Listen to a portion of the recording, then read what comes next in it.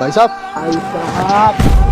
नीरज, अबे ये क्या हालत बनाई हुई है तूने? नीरज, सोचा नहीं जिसने कभी चाय तक नहीं पी वो दोस्त मेरा 3 साल बाद अचानक ऐसे नशे की हालत में सड़क किनारे पड़ा हुआ है। खाना मिलेगा वहाँ पर? बहुत दिन हो गए पेट भर खाना नहीं खाया। प्लीज सूरज मुझे वहाँ पर ले चल सूरज।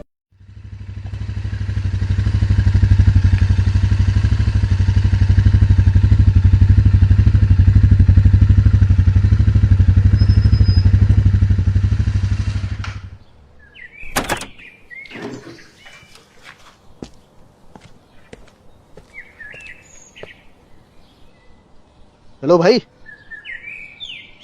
भाई साहब। भाई जी। अरे यार क्या। अरे भाई साहब। नीरज, नीरज तू, अबे ये क्या हालत बनाई हुई है तूने? नीरज,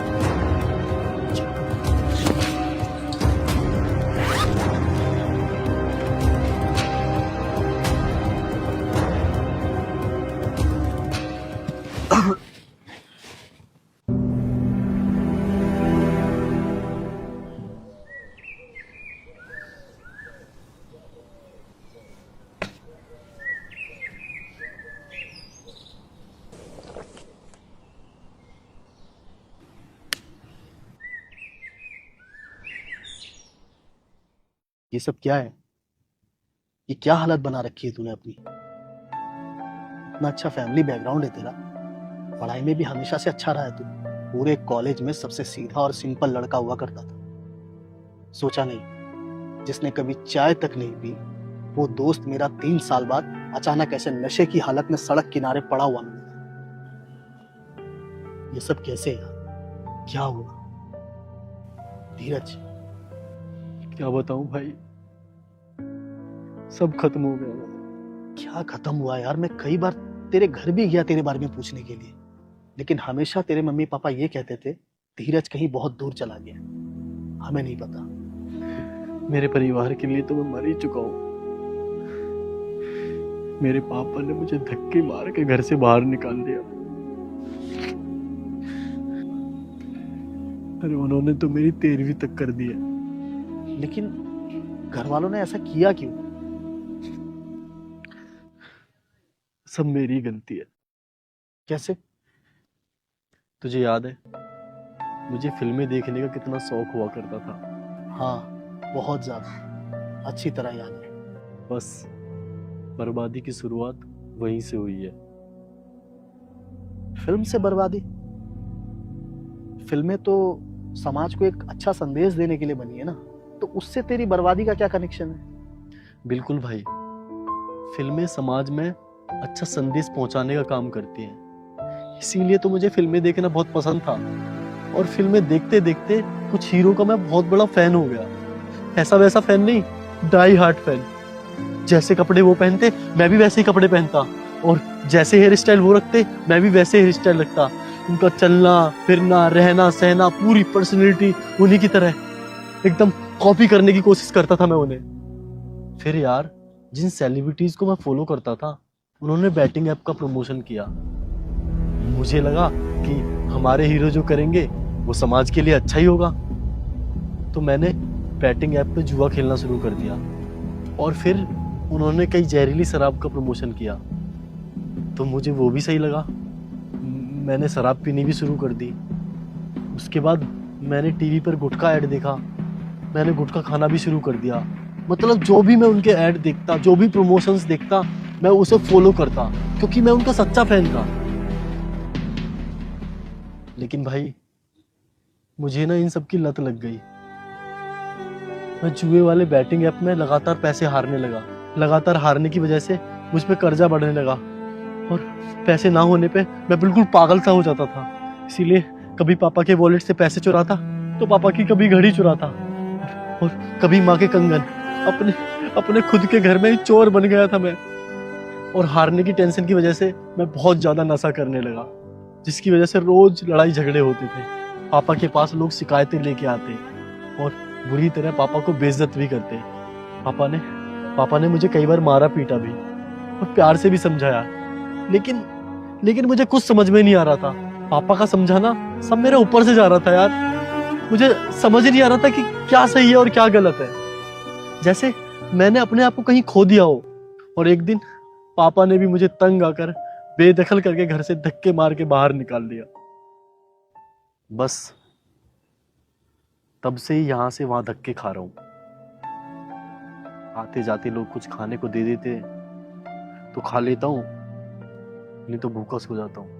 ऐसे ही जिंदगी कट रही है यार, कर भी क्या सकते हैं। जब तक मुझे समझ आया कि क्या गलत है क्या सही है, बहुत देर हो चुकी थी। मैं बर्बाद हो चुका था। वैसे भी पापा ने तो मेरी 13वीं कर ही दी थी।